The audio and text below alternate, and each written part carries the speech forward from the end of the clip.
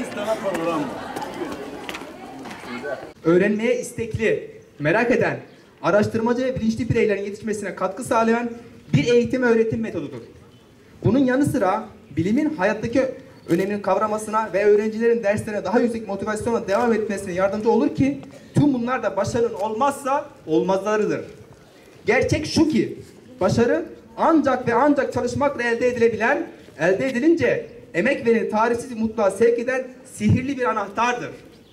Bu anahtar eğitim öğretim yuvalarındaki öğretmenlerin zihinlere santim santim emek işlemesiyle işlenen bu emeklerin yıllar içinde öğrenciler tarafından yapılan analiz, sentez ve uygulamalar sonunda bilgi olarak vücut bulmasıyla oluşan bir cevherdir.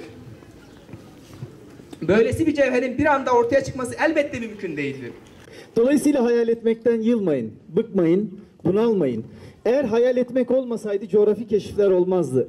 Eğer hayal etmek olmasaydı bugün yararlandığınız imkanların hiçbirini bulamazdınız.